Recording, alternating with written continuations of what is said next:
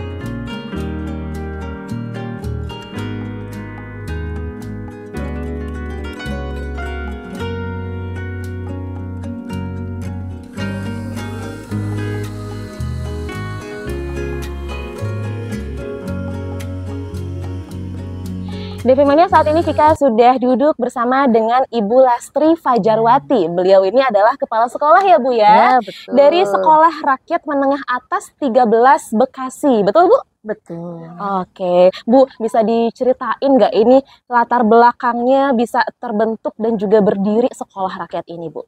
Baik, Sekolah Rakyat ini terbentuk merupakan ide atau gagasan dari Presiden kita Bapak Prabowo ya, yang ingin mengentaskan kemiskinan di Indonesia melalui pendidikan. Maka melalui gagasan beliau, Kementerian Sosial ditunjuk sebagai koordinator untuk membuka atau merintis Sekolah Rakyat ini, dan mulailah didata anak-anak yang dari desil 1 dan desil 2 yang memang miskin ekstrim, kemudian direkrut kepala sekolah, guru, pendik, dan lain sebagainya oleh Kemensos, dan alhamdulillah pada tanggal 14 Juli Sekolah Rakyat mulai berdiri dan mulai berjalan sesuai dengan apa yang direncanakan, yang digagas oleh Presiden kita. Oke, berarti ini dimulainya kegiatan belajar mengajar di Sekolah Rakyat ini pada saat tahun ajaran baru 2025 ya Bu ya, dan belum launching, baru akan di launching ya Bu ya? Ya, kalau dari Kementerian Sosial sudah meluncing, namun untuk tahap awal itu ada 63 titik, nanti di 100 titik akan di launching langsung oleh Bapak Presiden kita. Baik Bu, siapa aja nih Bu yang bisa menjadi peserta didik di sini? Tadi kan disebutkan ya yang sesuai data desil 1 sampai 5. Itu berarti hanya untuk desil 1 sampai 2. Oh, 1 sampai 2. Ya, oke, berarti itu khusus untuk warga Bekasi saja atau bagaimana Bu? Jadi untuk siswa-siswi yang ada di Sekolah Rakyat, khususnya di Sekolah Rakyat Menengah Atas, Sekolah Rakyat Menengah Atas 13 Bekasi ini adalah mereka yang dari wilayah Kota Bekasi dan Kabupaten Bekasi, yang merupakan yang kami dapatkan itu yang sudah terseleksi atau terdata dari Kementerian Sosial yang berada di desil 1 dan desil 2. Desil 1 dan desil 2. Jadi ya? mereka yang memang miskin ekstrim dan sudah disurvei langsung oleh tim Kemensos ke lapangan, ke rumah mereka, diwawancara apakah mereka masih bersemangat untuk sekolah dan orang tua mendukung. Ya, alhamdulillah terkumpullah di Sekolah Rakyat Menengah Atas 13 ini 180 siswa-siswi. Sekarang ini ada 180 siswa-siswi ya. Betul. Oke Bu, itu prosesnya apakah panjang Bu? Tadi kan disebutkan disurvei dulu, lalu diwawancara si siswanya. Nah setelah survei dan wawancara itu ada proses seleksi selanjutnya nggak? Misalkan ada tes uji kompetensi ataupun seperti apa begitu? Oh, tidak ada. Jadi memang tidak ada seleksi, murni memang berdasar belakang adalah mereka yang dari kalangan desil 1 dan desil 2. Kemudian mereka diberi kesempatan untuk bersekolah.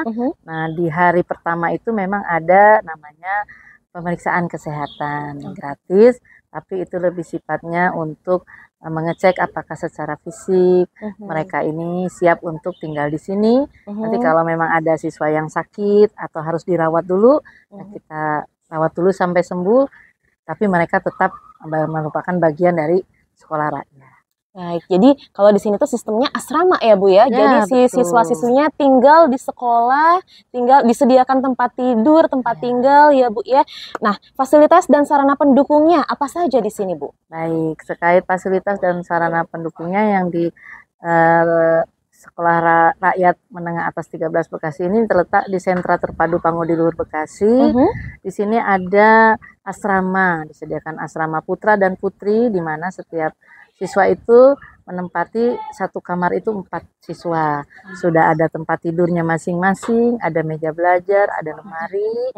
Mereka juga mendapatkan fasilitas makan 3 kali sehari, kemudian snack, juga pakaian seragam sekolah, pakaian tidur, bahkan sampai dengan alat mandi dan lain sebagainya, itu semua difasilitasi. Nah, untuk ruang belajar sendiri, alhamdulillah di sini ada 9 kelas, kemudian ada juga lab bahasa, lab kimia, lab biologi, lab fisika, dan lab komputer untuk menunjang pembelajaran mereka. Oke, nah ini bicara mengenai kegiatan murid ya Bu ya. Ini selain belajar akademik, kegiatannya apa saja Bu? Baik, untuk kegiatan yang ada di Sekolah Rakyat Menengah Atas 13 Bekasi ini, karena mereka berasrama, jadi pagi mereka bangun tidur itu sholat berjamaah dulu.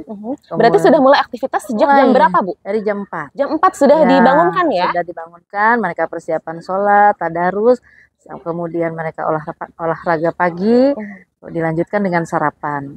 Terus setelah itu mereka bersiap untuk ke sekolah. Nah, kemudian zuhur nanti ada makan siang, setelah sholat, dilanjut lagi sampai asar.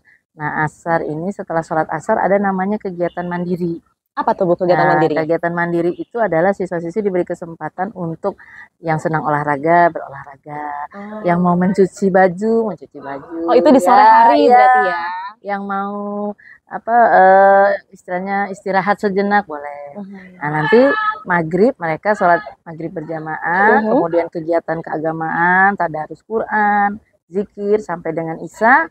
Setelah itu mereka malam diberi kesempatan untuk belajar mandiri. Kemudian diakhiri dengan mentoring oleh wali asuh. Jadi di sini selain ada guru, ada yang namanya wali asrama dan wali asuh.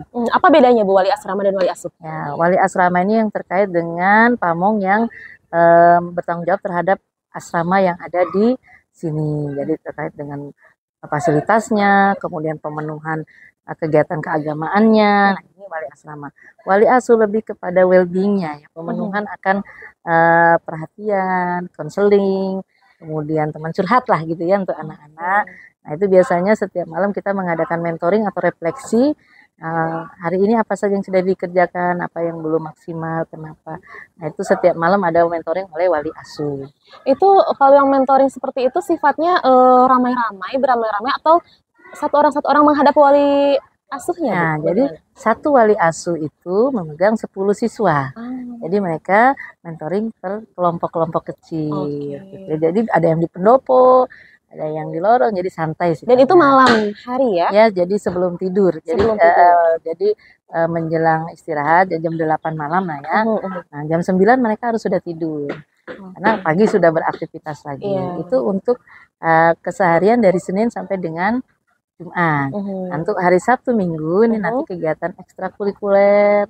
Jadi yang ikut paskibra, latihan paskibra, yang basket, yang seni-seni gitu ya. Nah, ada ekstrakurikuler apa saja Bu di sini, Bu? Ada rencananya di sini ada banyak, ada seni, ada olahraga, ada keagamaan, kemudian ada juga sains, ya, robotik.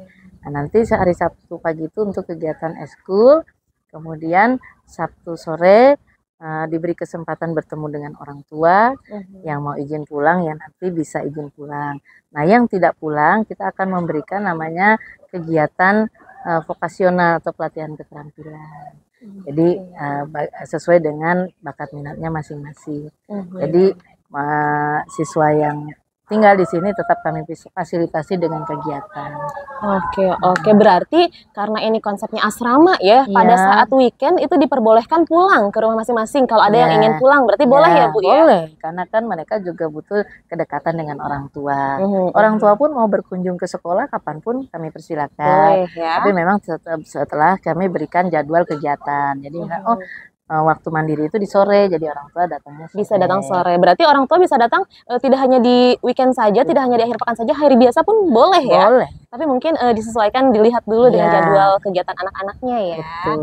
Oke Bu, ada tantangannya nggak Bu ini menjadi kepala sekolah di sekolah rakyat yang baru didirikan nih, bagaimana Bu? Ya, tantangannya tentu banyak ya, karena kami merintis sesuatu yang baru. Dan alhamdulillah berkat kerjasama dari tim yang hebat, Bapak Ibu Guru, Wali Asuh, Tendik, serta dukungan yang luar biasa dari berbagai pihak, Kemensos, Kemendikbudristek, kemudian Kemendikbudrisaspen ya, kemudian juga dari Kementerian PU yang menyediakan sarana, bahkan dari lembaga swasta, ada dari PT IPU memberikan kami dispenser unlimited, yaitu jadi airnya itu air yang sudah diolah sehingga bisa diminum langsung. Jadi anak-anak tidak kekurangan untuk minum sehari-hari. Jadi banyak lembaga yang mendukung, banyak pihak-pihak yang mendukung, sehingga tantangan yang ada, kesulitan yang ada ya insya Allah bisa kami dihadapi bersama ya Bu ya.